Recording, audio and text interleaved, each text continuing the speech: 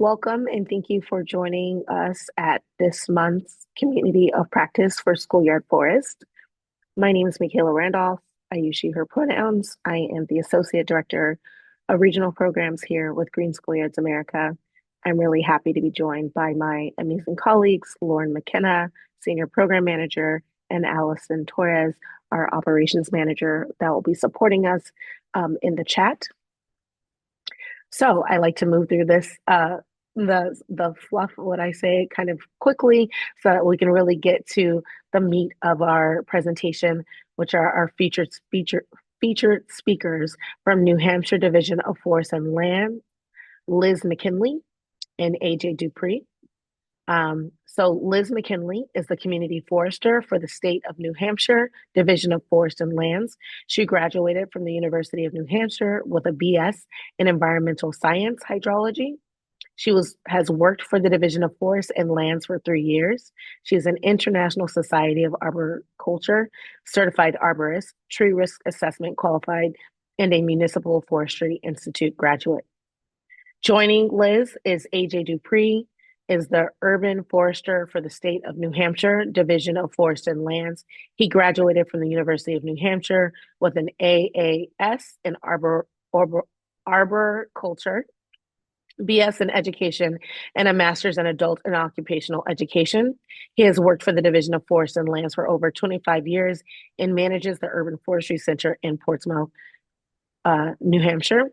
He is an International Society of Arboriculture certified arborist and member of the board of directors for NEISA. So welcome, Liz and AJ. All right. As Mikaela mentioned, I'm Liz McKinley, and this is AJ Dupere. We're with the New Hampshire Department of Natural and Cultural Resources, specifically Division of Forest and Lands. And we're going to talk to you about our Schoolyard Canopy Enhancement program. We started this program around 3 years ago. So it's a relatively new program, but it's been pretty successful. So I'm going to talk about, some highlights, projects that we've done, lessons learned along the way, and where we see this program going. If it will advance. There we go. So why we started this program is, unfortunately, we noticed, especially in the urban areas, our schools really lacked trees, especially around the recreational areas. So we implemented this in 2023, and we decided to try to keep it relatively simple. Oh, and I'm going to go back, and I just want you to remember this picture because I'm going to talk about this project again. Notice how compacted the soil is here. So we wanted to keep this pretty simple. It's actually a Word document, so people can go in and just type in what they want or print it out and fill it out. We send a press release out in January announcing that this program is starting again and send in your applications. And if anybody has any questions, we send out some FAQs, but they also can contact me as well. The big thing, though, is we want to have a contact person. Who's going to be participating in the planting, especially how many staff, is the municipality going to help out? And then the students, how many are going to participate, especially what grade level, because it helps us know the abilities of what they're going to be able to do. And then the main thing, well, there's several main things, but the big thing is we want to make sure that they have a tree aftercare plan. So who's going to be taking care of the trees and who's going to be watering them, especially because we're doing these plantings in the late spring. So summer break's about to approach. So we want to make sure that people are caring for these trees, especially when there's, intense heat or even drought. And then we also want to know, are you going to be able to provide any other tools? We do have tools that we bring with us, but if they can provide maybe some extra loam or soil, that's one less thing that we have to bring. And then another big thing is we want them to provide a map of where these trees would like to go, or at least have an idea and have those conversations with school staff to make sure that there's not going to be any future construction in that area, because we want these trees to survive and thrive. And then I also let them know in the application that they need to contact DigSafe ahead of time to make sure that they know where those underground utilities are. And so all the applications that get sent to me, I go and inspect each school. And then I want to make sure, they have a good follow-up plan and watering plan, but also the need for canopy. And then that's how we select the schools. So this is a school that was in Bath, New Hampshire. I think it was one of our farthest northern plantings that we did. And why I'm showing this picture is it was really important to meet with the school because they had some future plans for this site.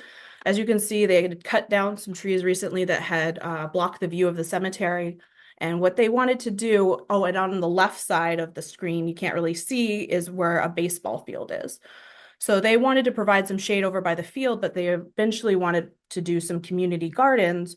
So what we ended up doing was decided to plant some smaller sized trees here. And that's going to help encourage pollinators to be by the gardens, but not shade them. So they're going to get enough sun for the gardens. And then we planted a shade tree over by the field. They specifically wanted a sugar maple for this site because it's going to be a good educational tool for them in the future. Up in northern New Hampshire, and well, I should just say New England, we're really big into maple sugaring. So it's a great project for the students to do. And we were limited at this location because it was one of our furthest north sites that we did. There's not a lot of resources over there. So any like no local nurseries and stuff don't really exist. So we had to haul all of our trees from southern New Hampshire. So it was about a 2-hour drive. So we had to put these all in an enclosed trailer, and that kind of limited it on how many species we could do that year. And then also what's important in our application is to know how old the students are going to be on the day that they participate. So we know their capabilities of and how much they can help. This was a middle school planting, and we knew they would be able to handle balled and burlap trees. That's on a wheel cart, that tree, and those weigh about, what, 400 pounds. So they can be pretty heavy. So knowing what the age of the students are will tell us what kind of trees we can purchase. And then this is an example of kind of the opposite. This was with preschoolers. And we were able to plant smaller containerized trees. They're lighter. And then we provided them with some smaller shovels and put some soil in buckets so they could backfill the trees that we already had dug the holes for and put the trees in. And this school was a unique situation. The district actually had just purchased this school, and it was in downtown, in a city downtown. And it used to be a factory, I believe. So there was like no recreational areas or anything. They had one tree on site. And during that time by the playground area, they still were installing it. So we focused on the front of the school. And I'm going to pass this along to AJ for logistics. So when we started this, as Liz mentioned, we started off small. And so these are our vehicles. We have an enclosed trailer that we had for other resources. That trailer is filled with tools. Part of our lessons learned is, everybody says they're going to bring a wheelbarrow, everybody says they're going to bring a shovel, and it just doesn't always happen. So we have, a dozen shovels in there, different sizes, like Liz said, for different sized kids. And so when we show up, there's usually 3 or 4 staff members for a planting site, and we bring all the gear that we need to make this happen. By the time this planting happens, Liz or I've been to the site at least once or twice, met with the teachers, principal, students, whoever's running this organization. We've been on those sites at least a couple of times to try to get the right tree to the right spot. Our facility in Portsmouth, we have the luxury of having equipment and trees and everything here. So we actually process and make our own compost. So it's just, trailer getting ready to go to the nursery. Those bins are all filled with compost and wood chips. We reuse our own wood chips here. Schools can also, assist with, getting bag mulch in or whatever else. But a lot of times we're bringing all the material with us. So I'm going to kind of highlight here a few lessons that we learned. This is one of the first projects that we did, and it was with a high school, and we had, not everybody is pictured here, this is towards the end of the day, but I say we had about 30 high school students participate in this planting project, and we had some good support from the school staff. So we decided, hey, we're going to make a big impact here, and we planted 9 trees. Well, what unfortunately happened, it seemed like a lot of the watering fell onto one dedicated student, and they had set up kind of a area to fill the water, but the hose wasn't long enough, so he was lugging buckets back and forth to each tree.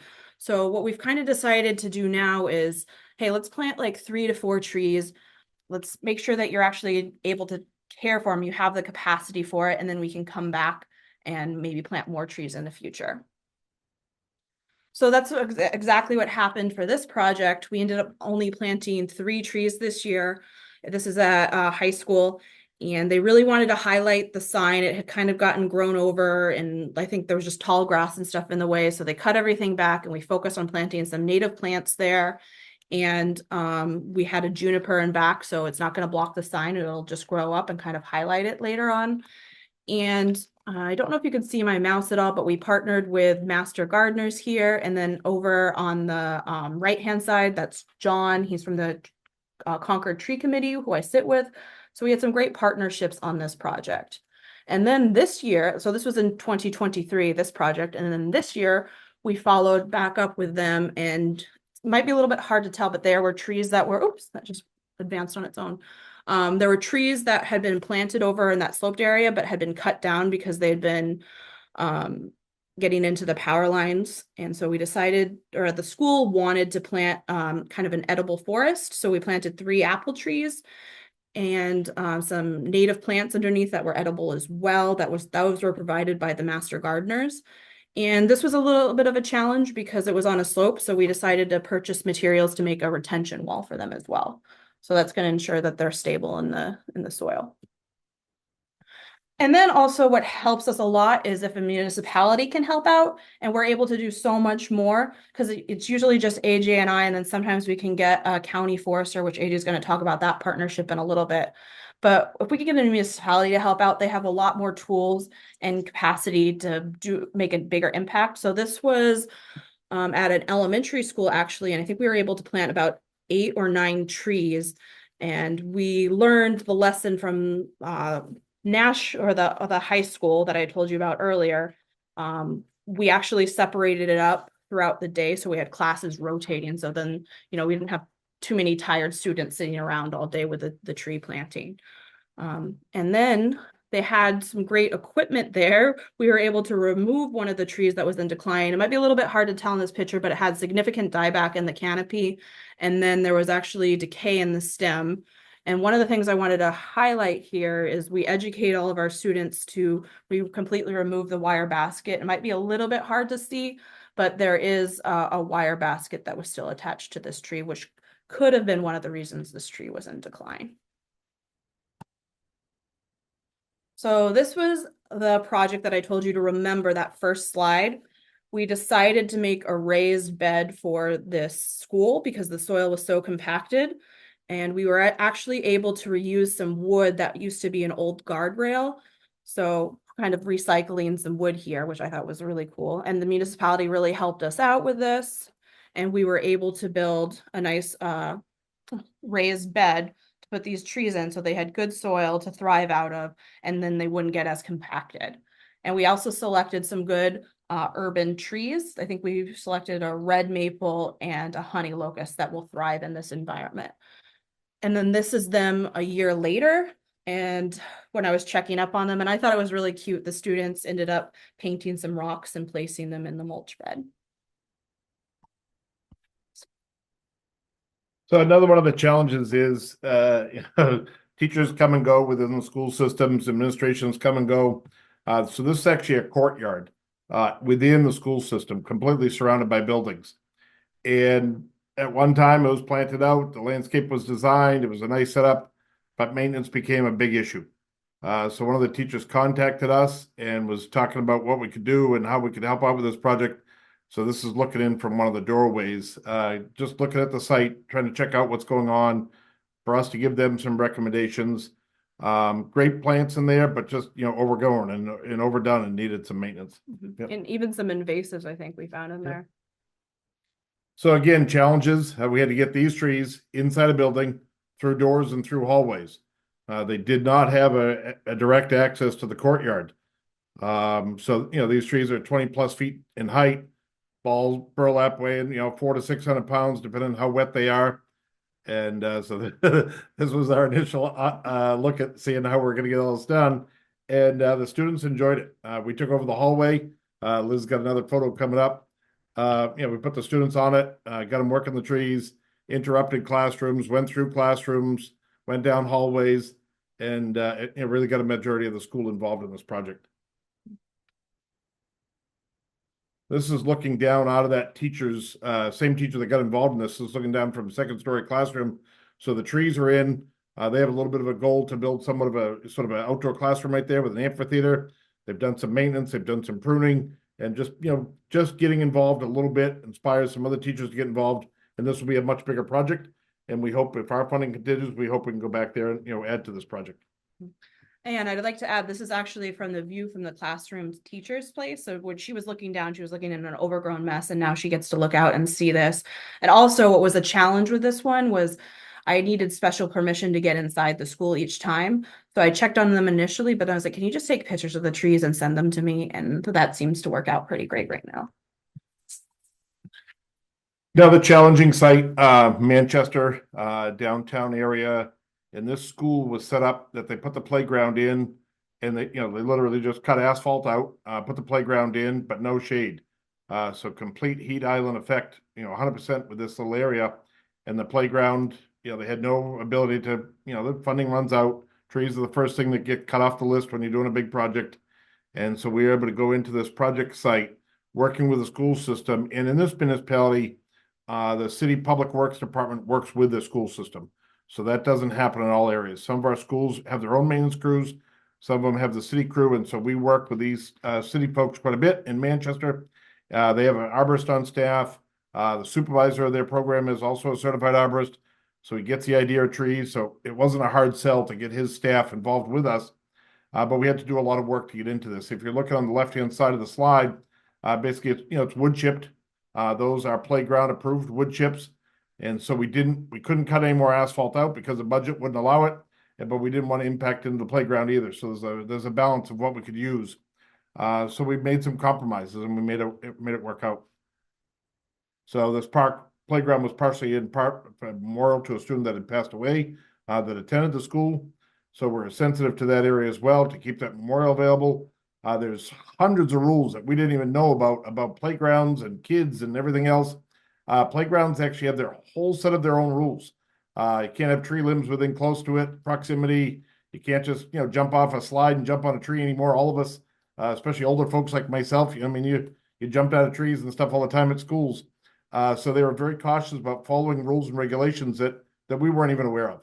And having the city involved with that, they knew all those rules and regulations. So we found the best spot to put the trees in. I wanted a really long planting bed. Having 2 or 3 trees in a long planting bed, in our opinion, is much better than isolated little curb cuts. So we're able to remove the wood chips. The wood chips in this area are over 1 foot deep. So they, over the years, they've just been piling more wood chips on, which is great for the playground and for kids and everything else, but not such a great medium for the trees to be growing in. So we're able to make a long planting bed in here. You'll see a piece right under that string line down at the far end. Their public works came in and reestablished the curbs, granite curbing for us. And we actually put in a plastic curb, which is required around playground equipment. As soon as you're getting too close to it, you can't have a hard curb edge. So we were able to purchase that plastic curbing. It's pinned down to the ground. You'll see us putting it in. And that established that bed between the playground and our area, met the rules and requirements because it's a plastic material. It's not a hard edge curb. It did add a significant cost. It added some more labor to this. We had to use heavy machinery. So you'll see in some of these slides, we didn't have a lot of students involved at this level. Because we had backhoes and dump trucks and everything else running around. So this is the equipment that the city was able to provide. We don't require a match at this level. The funding for this program is handled through the USDA Forest Service fundings that's given to our state. We also have some funding provided by the facility that I manage. We have a trust here at this facility, but having this extra support helps out a lot. Getting that local logistics, getting some local buy-in, and so it did help a lot with the program. Mm-hmm. So they were able to, the city actually was able to install a drip irrigation system. This was not originally planned by the school system. It wasn't in the school system's budget, but we did a little bit of work with the city folks and helped them out with some other projects, and they helped us out with this. There was really no water available to the backside of the school, so they were going to be either running long hoses or, hand trucking water quite a ways. So they put in a drip irrigation system, all these trees, again, out of sight, easy maintenance for the trees. And we put 2 trees in this area at the time. Students came back in when the project was sort of winding down. The trees were in. They helped finish putting some soil around it and everything else. And then they were involved with remulching all these trees in this area. Finished project. Liz has been back to check on it several times, looking great. The little garden area off to the right was sort of an addition. We didn't handle that. Community folks got involved. Once we got this project going, it sort of spurred on redoing the planting that, traditional planting down around the base of the flagpole. This all sort of came together as a bigger project. Yeah, and I'd like to add to that too, is like the projects that I've seen where they've had good irrigation, the trees have been thriving. So it was really cool that Manchester was able to help us with this irrigation. And so going off of checking trees, so I obviously need to check them for make sure that the schools are actually watering them throughout the summer. But another thing sometimes can be pests. So when I first approached this tree, I thought they hadn't been watering it.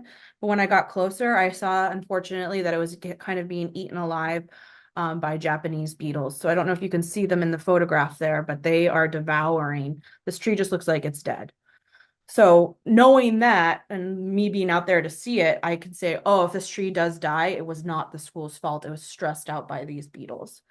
Luckily, I did come back and it has put out some new leaves. So I've just followed up with the school on this. They just need to really focus on heavily watering this tree because it is stressed out by these beetles. And that's something that's up to the school, how they want to deal with it. If they want to put pesticides down in their field or insecticides, they can, but that's up to them. Otherwise, I just tell schools, you see the beetle, just remove them from the tree. And, sometimes I tell the kids, squish them. Not always the best thing. And then we also ran into the challenge. This was the first year, I think it was May 18th. We had a freeze and a lot of trees, especially our oaks and other species, this happens to be a tulip poplar, didn't like it. And this tree was supposed to go, or did go, to the Concord High School that we saw in that earlier photograph. They wanted to focus on all natives. They wanted a shade tree. So I'd already selected this tree out. And I came back to it, I was like, oh no, it didn't really make it. But then I saw that, there was some life popping out on it. I was like, you know what, let's plant it and see how it does. Just tell the school to heavily water it. And they actually set up an irrigation system. So that's the tree on the left. Like that year, I followed up to see how it was doing. And you can see in the bottom, they had irrigation system. So I think that really helped with the tree. This is also a fast growing tree. It's a tulip poplar. And I just inspected this tree this summer. So that's from this summer. It's taken a little bit far back, so it might be hard to tell how much it's come out, but you can see the fullness of the canopy. And that's one of the things that AJ and I want to work on too, is we're going to follow up with these schools and help teach them how to prune some of these trees, because that's the most impactful time to a tree structure is when they're young. So if we can make those cuts now, they're not going to have so many maintenance issues in the future. So we talked a little bit about part of the funding for this program, and our agency partners with Corporate Extension. They are our outreach educational institution out of the university here in Durham, which is a couple of towns over from my office. And every one of our counties has a county forester associated with that county. Some of them are shared between multiple counties right now for staffing purposes. But this one of our county foresters helping out there in the orange hat. And our volunteer coordinator, which is part of our federal urban community forestry program, is in the hole digging on the left-hand side. She's funded 100% essentially by our federal dollars that come in through the Forest Service. County foresters receive some funding. Sometimes it pays for projects. So the funding is brought into our state through our state forester and then shared out with Corporate Extension. So that's how we're using some past funding that we had due to Liz's position being unfilled. We had some roll forward funding in those positions. We were able to capitalize on that and put this program together to enhance the plantings around schools. And we're going to be able to carry this forward. As long as that program funding stays solid with us, we'll be able to keep this moving forward. Another one of the programs that we're doing, we have a mass array of volunteers here in the state of New Hampshire. Small state, community involvement throughout the state, small towns, big towns, cities, and everything else. So this is Jo Rasavish. She's working with our volunteer training. So these are natural resource stewards. They go through a 12-week-long class, 8 hours a day. This particular one is right downtown Manchester in a city park. The classroom is outside, just sitting under trees. So this time of year, it's getting a little chilly. We are moving the classroom around sometimes to inside. So their project that they took on at this park is they're giving back some volunteer hours, working on some trails on these parks. And we've developed an entire tree ID walk along the river to enhance the educational aspects when people are out there walking. So we put up markers, prune the trees, taking care of trees, dug trees sort of out of the woods and stuff that have been lost off the side of the trail. And we're just about ready to finish up this project with these students. So they'll, when they graduate out of the class this week, actually on tomorrow, on Friday is their last class now, and they'll join over 700 volunteers that are out working with trees, waters, resources, all that sort of stuff, a wide gamut for where the natural resource students go. Mm-hmm. And we hope to see them kind of become involved with the Schoolyard Canopy project, maybe whether it's helping assist with watering or educating, you know, the school on how important it is to take care of these trees. We do have our own state forest nursery within our agency. They provide us seedlings for, you know, Arbor Day events and other activities that Liz and I do around the state. We're actually working on a project. We're sort of rehashing an old project. We've taken over part of the nursery planting beds, and we've got some slides to share about lessons learned with that. So somewhere along the way at 2015, 2016 range, I had hired a person to be in Liz's position. We had this great idea of taking some seedlings and growing them out and trying to get trees out in communities at a lower cost. That person left the position, staff changes. Everybody remembers when COVID came to town, changed all of our work habits. So these trees sort of grew on their own within our nursery, and some of them worked out great. Some of them became, you know, monsters. There's a silver maple. I don't even know why we put silver maple in, but there's a silver maple on the left side. I mean, that tree is over 30 feet tall and 6-inch caliber. Just impossible to move it in less than 10 years. Converse with the tree on the right, nice little white oak, was put in a grow bag in actually a socket. So that socket is a piece of culvert, keeps it from tipping over and helps with some watering issues and everything else. So we use grow bags to grow the trees above ground. You'll see in the lower corner of that right-hand picture, just a tree grown in a grow bag above ground, below ground, in mulch, tried a bunch of different things. We recovered probably about a third of these trees, and they were gifted out to communities using educational projects. We gave some to our Department of Transportation to use on a project they had along a community. There was a road washout right away area, and we gave them some trees. So the trees that we could use were used, and we sort of put this project on hold. And now that Liz is on board, we're going at it again. A little bit, you know, better planning and all that kind of stuff. You can see the next slides right up. So we've got over 100 seedlings going out in this area. It's about a 50 by 80 or so bed, and the trees are randomized out there for species as far as what they're growing in. So we're testing out 3 different grow bags and different growing mediums. So some of it's field soil, some of it's going to be artificial soil. Some of the trees, again, are in sockets in those culverts. Some of the bags are just directly buried in soil. And this is intended to model a, you know, a town maybe on a small scale that, you know, can't afford to buy these trees, can't afford grants, you know, whatever's going on. And maybe they just have a, you know, half a dozen folks that want to grow trees behind the town hall, the town library or something. By growing the trees in the bag, it solves a lot of the root issues. You don't have to root prune. You don't need special machinery. A couple of people could just get out there with a shovel, start digging, put the bag in the hole, put the tree in the hole. And as long as they're watering it, so we're going to try to develop a management plan, a sort of a recipe of how this can be done. Sometimes, you know, sometimes they just can't afford the outlay of the cost of trees, but they've got some sweat equity. And maybe our volunteers could help out with that. Part of the reason this whole grants program is not a traditional grant, the schools aren't applying for funding, you know, to be reimbursed and everything else. Liz and I are purchasing these trees. We're going directly to the nursery. We're spending our funding. We're using it as a grants program because they're still applying as an application and everything else, but it's not a reimbursement type situation because the schools we found out, you know, they didn't have the funding initially. I mean, they didn't have a couple $1,000s sitting around to get reimbursed, you know, eventually. So by us spending the money, we get to select the trees. We're, you know, selecting better nursery stock. We get to move around to different nurseries around the state to try to get the best tree that we can. By doing this site right in here, we've got, you know, a few hundred man hours into it so far, and we're going to see whether it's worth it. On a scale like this, maybe impractical for a town, but they might be able to put 5 trees in a year. In less than 10 years, they're going to come out of here with something that's 2-inch caliper and be able to put a tree, you know, a low cost alternative to putting a tree in the ground.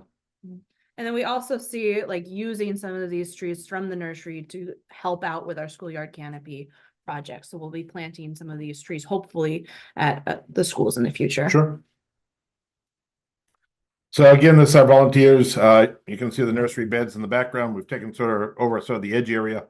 So we've got, these are the volunteers from the class. So we spent one of their class afternoons, was getting them to learn about the logistics and how we're going about this. So the trees were, again, planted, some of them directly in the ground, some of them in those sockets, using culvert pots. dozens of shovels flying around, that kind of stuff. Liz organized all the sort of logistics to make that happen, and I was there helping out running all the machinery. So that kind of summarizes what we kind of see our program going to is we're going to, lessons learned and things that we've taken away from this, but also we hope to utilize our stewards program in the future to help us with the Schoolyard Canopy program, as well as maybe taking some of these seedlings that we hopefully will develop into good caliper sized trees that we can plant at the schools. So I think that ends it. So we're ready for questions. Thank you so much, Liz and AJ. That was so great. Folks are super engaged in the chat. So I'm super excited about this program and glad that we were able to feature your work and connect with you because of the newness, right? Because you all are 3 years into this and there are so many lessons learned. So it's just really great to be able to feature a spectrum of this type of work across the country and the different stages that this work really materializes in. So I'm gonna start with sharing some questions from the chat. I think Karen Taylor was super engaged and asked this question around, are you having issues with invasive vines in your area? It seems to be a big problem in Virginia. And we have a similar group called Tree Rescuers that has been a great partner with our school system and helping to get our students engaged in stewardship. So yes, we do. We have a whole series of invasive vines in this area. Bittersweet being our biggest issue. Most of the plantings that we're doing are sort of not in the in the back 40 of a school. It's right against the buildings in the parking lots. So all the areas that we worked with this past summer, even the last couple of summers, we haven't had any issues where we've had to clear ground to put these trees in. Usually we're dealing with cutting out sidewalks, cutting out asphalt. The big challenge of moving a parking lot to put a tree in has a lot of ramifications in a school system, and we've done that kind of work within communities and towns, and so I guess we're not really dealing with too many invasive plants and vines. I can just remember off the top of my head, we did have actually Concord High School. There was bittersweet growing on the fence, and anytime we see that, we point it out and say, you need to remove this. Hand pulling, great, but if you can use any pesticides on this, it will work better. But I know at some schools you're only able to do so much. Awesome. Thank you for that. And then Melody Alcazar asked, we often see the schools with the greatest need have the lowest capacity to complete an application. Are you working to prioritize tree canopy need and not just to applies? So how are you balancing that?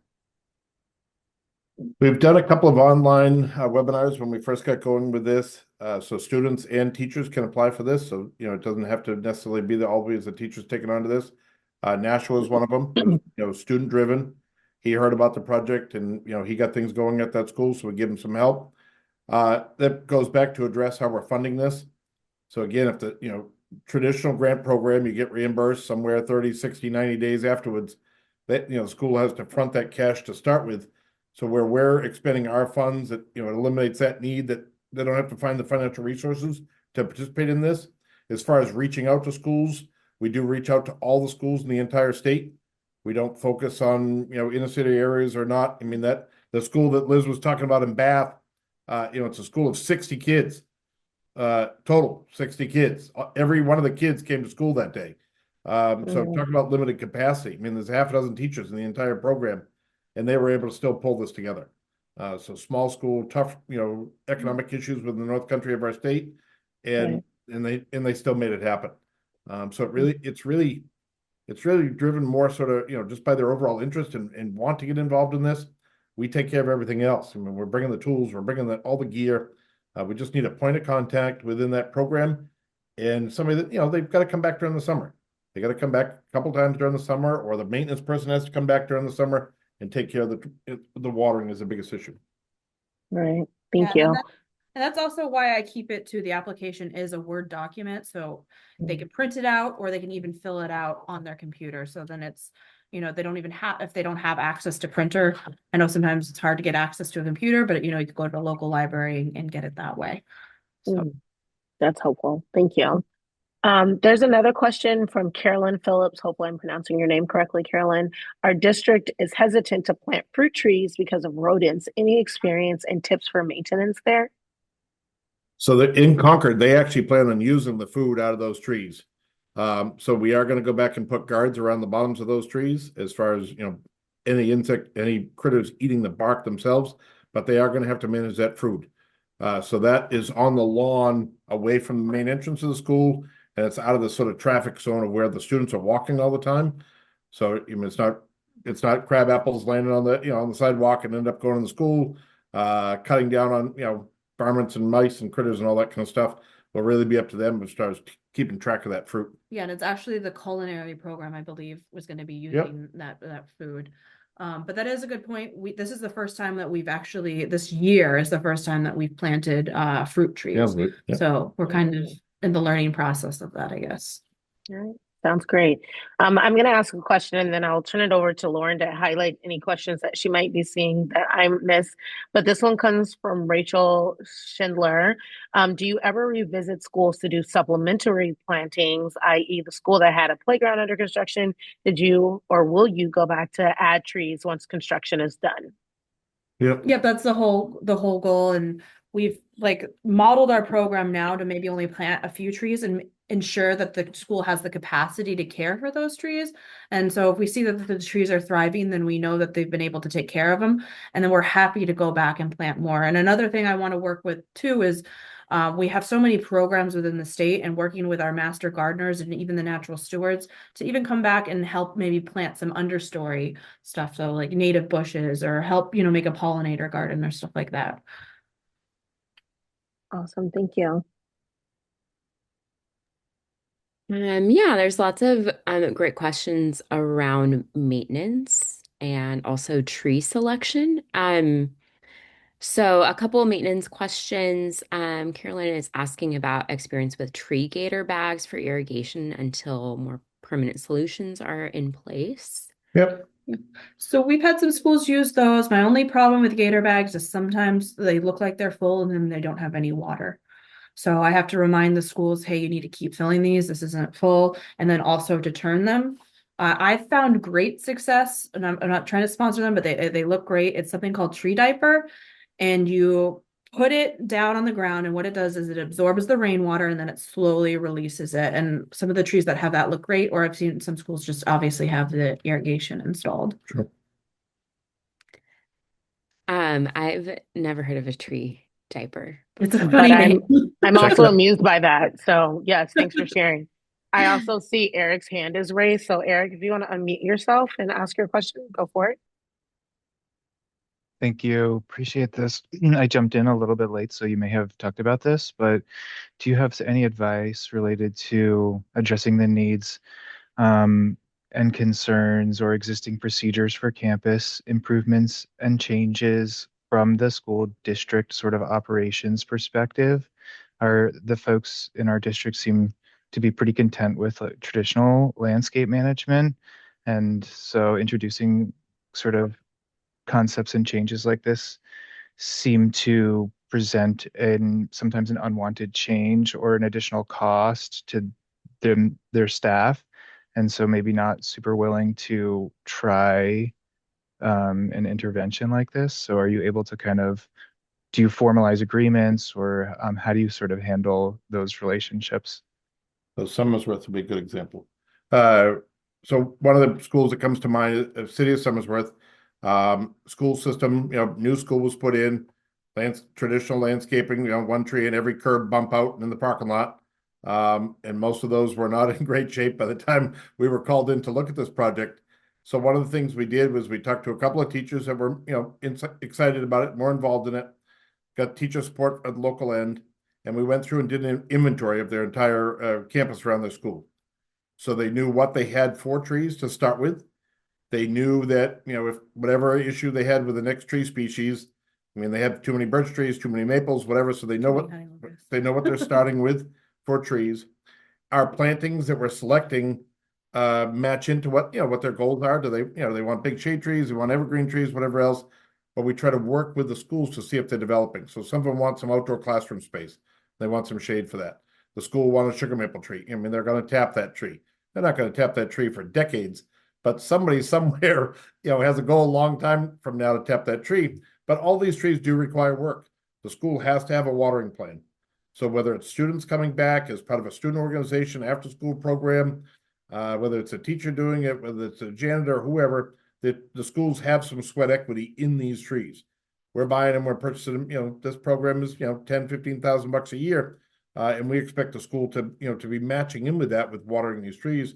So we're very clear with that. And up front, Liz has got it right in the application. The application will be available in the chat so you can review those questions that you might have missed in the other presentation. But it, you know, specifically says, you know, what are your plans? What are you doing with this property? So it's a two-way sort of relationship in this. They have to put in some sweat equity to make this work. We're not just putting trees on their grounds and walking away. And Liz is following up with all these schools. She has to write the principals a bad email every once in a while. It's kind of a reverse situation, but you know, she's had to follow up with some schools and said, hey, these trees aren't getting watered. We really like you to get them watered. And it, you know, it's a tough situation because you're trying to reach somebody during their summer vacation and tell them they got to do some more work. But we want these trees to succeed. So they know she's coming back during the summer. Before we even put these trees in the ground, they already know we're coming. Either Liz or I are going back to these trees. And then the other thing too is when we plant these trees, we actually do mulch them all. So that's going to help out with like keeping the weed whacker and the lawnmower guy away. Because that's, yeah, obviously one of the big concerns of a young tree too is, you know, whacking that bark and getting decay in there. Thank you. Mhm. I'm happy to ask a few more questions. Actually sort of related to what you were saying about just maintaining the trees for the school district and like what that relationship looks like. Um, what about pruning? We've definitely seen in other schools over pruning or improper pruning or, you know, hiring the wrong kind of contractor who's not a certified arborist that has hacked the tree. Yeah. Yeah, how do you manage that? So for young trees, we're going to go back and prune, you know, year 3 or 4 once these trees in the ground, because the trees have a rough life when they're in the nursery. We all know they're pruned to fit to ship. They, you know, take the tops out, they prune them to encourage more growth, whatever, but the tree has to fit in the back of a truck or a shipping container or whatever to get moved. And that leads to some, you know, poor growth habits sometimes within these trees. So we're going to let these trees be in the ground for at least a couple of years, then we'll go back and do the pruning on the small young trees. As far as existing trees and their properties, we always do a quick walk around on every one of these school properties looking for any risk tree related issues and poor pruning or poor, you know, whatever, poor care and maintenance. So if we see trees that have been, you know, hit with a weed whacker and, you know, run into or whatever else, we're working with those teachers at that time to try to provide some education and training and tools for the, you know, whoever the maintenance folks are. Could be out to contract, could be in-house maintenance staff. But you know, you can see tree damage pretty easily, and we're just trying to point that out to them. Mhm. So by mulching these trees, staking most of them, not all the time, but most of the trees, by putting mulch and stake, the tree sticks out and it gets attention and it doesn't just get forgotten like that tree that's, you know, been there for 10 years. And so that, you know, that helps in that area, I think, more than anything else. And again, Liz is coming back to give them a report card. So, you know, they anticipate that coming. Yeah, and then like this has only been our 3rd year, so we're just going to be getting into the whole pruning aspect. And that's something I also have to put on my radar is we got to go back to all these schools and probably prune the trees. And give it, we can set up a workshop with the school and educate them on how to do it properly. Do you want to ask your question, Mikaela? That's a good one and it's related. Sorry, I was just going to ask, you know, in your role at the state, are you able to provide any training specifically to like grounds maintenance and stuff? Maybe not school by school, but even at the district level?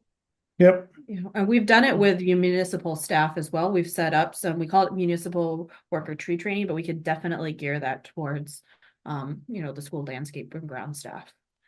And we also work through UNH has a program for public works staff. It's a federally funded program, so every state has it. So we work through those guys with UNH to provide basic tree pruning, basic tree biology, basic just, you know, it's a 1-day program. We cover half a dozen sort of aspects about tree care. And so regional towns can send staff to that, and we'll host classes around the state, and we provide all that training free of charge. That's amazing. That makes a huge difference to have Yeah, just, those I mean, like just layers simple of things that training. we take for granted. We're all in the same boat, that, you just don't have to hit every tree with the same weed whacker. It's fast, it's easy, it makes it look good. The tree's still green when you left, you didn't kill it. We've heard all those stories in the past, but a little nick on a small tree really impacts that tree for the rest of its life. If you kill a third of a small tree, it's going to be, it's going to lead to the demise of that tree. It won't be the only thing that kills it. They're going to hit it with a snowplow at the same time and all those other kind of things. So before we put these trees in, we try to work with the crew on site to try to figure out what's going on. That one planting that we did within the cul-de-sac sort of area and everything else. I mean, those trees have a rough area. They're going to get a lot of salt, a lot of debris on them and everything else. So we worked with their staff before we put those trees in. Sorry for the fast slideshow back. It's all the way back at the beginning. Those trees are in a rough area. It's the area right in front of the school. They wanted to dress it up, but that ground told me, all that I needed to know as soon as we got out of the car. That whole area had been sort of neglected, abused, beat up. That's where they put the snow. So we worked, the maintenance guy for that school came out with us and we worked on a plan to put the snow someplace else. So the snow goes, the salt goes, the garbage that's in the snow, all that kind of stuff goes in a different area rather than on top of these trees. I wanna make sure we address a couple questions that I also have, and I think our program in general, we talk about this a lot. And so some folks have questions around what tree species you're selecting and also around placement. Like, are you planting trees one off, or are we looking for clustered trees that like students can gather under and have shared soil? And considering the ecological benefit of clusters of trees, but then also looking at tree species and tree diversity. So whatever of those pieces you want to address would be great. It's actually all of it. It really depends on the capacity of the school. We've had schools that have only wanted one tree, and that's going to be the tree that to replace, they knew they can only take care of one tree. That's fine. Just guarantee that you're going to be able to water that tree. Or we've had schools that, they want to create that outdoor classroom and feel and have a cluster of trees together. Again, it just comes down to what is your ability to do, how many people are going to participate that day, and is any outside help going to be helping you? Because we've planted, up to like, I think 10 trees maybe. 10 trees, yeah. Yeah. In a day with students. And so, but they were hitting a school. It was a relatively new school, almost no landscape around it. Public Works got involved. So it was a partnership with a lot of things came together at the right time. That takes a lot of planning to make that happen. As far as tree species selection, we allow the school to, give us suggestion of what they want. Bath wanted a sugar maple tree, not known for being a hardy urban tree. But Bath, New Hampshire is not an urban area. They had a nice, beautiful lawn. We would have not recommended that tree for somewhere in Manchester or Nashua or some of our bigger cities where salt, would be the demise of that tree. So we let them select some tree species. Some of the schools already have, certain species on the grounds that they like. We try not to create monopolies and everything else. We don't want a monoculture on that site. So we don't want just maples or just ashes or whatever. So we try to steer them in the right direction based on our experience of planting trees for the last 30 plus years or so. And some trees are going to do better in an urban area than others. We just know it. So, if they want to pollinate a garden, if they're going to make outside gardens, if whatever, we try to get those trees to work in there. And that's, like we planted those fruit trees in Concord. They got a culinary arts program. So it plays into using those trees. The chef actually came out during the plantings of those trees, and they've already got plans. They're not going to be producing viable apples for a while, but they've talked about putting apple trees in, some peach trees in, whatever else. And it's a way to show the students that you can go out and get some food right off your front lawn. And then the other thing too, it obviously depends on what the nursery's availability is and what they have in stock for what species we can choose. So usually I'll tell a school like, hey, give me your top 5 species that you want, and then I can choose from those. And if they don't have something, then I'll come back to the school and say, hey, they had this and it looks really great. Are you okay with that? A lot of the time, what I find is they really don't want anything that produces nuts around the playground. That's the biggest thing. Yeah, so we're behind on oaks, but we've got in. I would bet 40 different species or so over the last few years. Probably planted around over 100 trees now. Yep. Can I ask a related question? And that Sure. is, are schools expressing any desire to maybe not replicate exactly, but learn about and represent the local forest at on their school sites, or learning about the local ecology and all the other related, cultural, ethnobotanical, uses and connections. Yeah, I don't know if that's come up for you or not. It has here in Portsmouth. They're actually going to be taking over an area in one of the schools that's just getting started about creating a microforest. So small scale, edge of the lawn, that kind of thing. Some of the schools are working with, like Manchester, the entire school grounds was just asphalt. Nashua had one tree. So it was an office building before the school district bought the office building and part of a factory. So it was a pretty industrial area. And so, they had one tree up front. Now they've got 5 trees on their property because we planted down there a couple of different times. So it really depends on the site where we're going to. Some of the schools we're going to have property behind the school. Bath was surrounded by forest. And so, they didn't need another forest on their lawn. They just wanted a couple of specimen trees to serve the goal of, giving some shade to the playground, shade to the ball field, place to meet, hang out in front of the school, whatever. So the schools they all have different angles that they're looking at. Yeah, that is the unique thing about New Hampshire. I don't think we've mentioned it, is we are, is it 80% forested? Yeah. So we do have a lot of forest. It's just in these urban areas, we have some decline of canopy.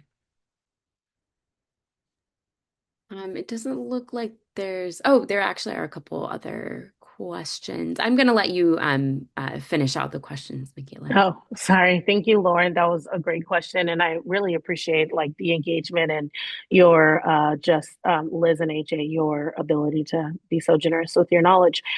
Karen asked this other question around, do you provide any education about the trees you're planting when you visit? So I was curious about any curriculum integration and kind of sharing that you're aware of. Yep. So some of the 4th grade classes studied New Hampshire history. So some of the groups we were hitting that level, sort of grade level of students at the time. So we talk about the history of how that tree was connected to our history, or how it was used within industry, whether they're putting in white oaks and sugar maples and all that kind of stuff. Make some connections sort of back with those students. When we're planting the trees, they saw part of that chat was the education and training. The students are putting these trees in. The students are taking the ball and burlaps off. The students are looking for the roots. The students look for girdling roots. Finding the root collar. Yep, they're helping this out. The students pick the aspect ratio to that tree, which way are we turning it, and all that kind of stuff. So the students are making those judgment calls. We're there to nudge them. We're there to get them in the right direction, but they're actively digging the holes in most of these locations, digging it to the right depth, getting the right angle. Take the tree out of the trailer. Which tree's going here? Which one's going there? And so this is a hands-on learning experience for them for that entire time they were putting those trees in the ground. Yeah, and sometimes you'll even ask them, what did anybody use a tree product today? And students have to think and sometimes raise their hands, and then you're like, did you brush your teeth? I hope you did, because toothpaste has cellulose from trees sometimes in it. Yep. Right. So That's amazing. We try to make some connections with them. Yeah, that's great. I know we're coming close to time, so there are some resources shared in the chat. We have a forest inventory and analysis program has published. Okay, U.S. Forest Services has published a Forest Atlas of the United States, so it's downloadable. So for folks that are attending, that's a great resource for folks to be aware of. Thank you so much, Cindy, for sharing that. Thank you again to Liz and AJ for sharing your expertise with folks today. This has been so amazing to learn about your program, and thank you for engaging in the questions. So again, thank you so much. Please show Liz and AJ some gratitude using your reactions or in the chat. Really appreciate you, and we look forward to seeing you next time. Take care. Thanks for having us. Thanks. Thank you, Liz and AJ.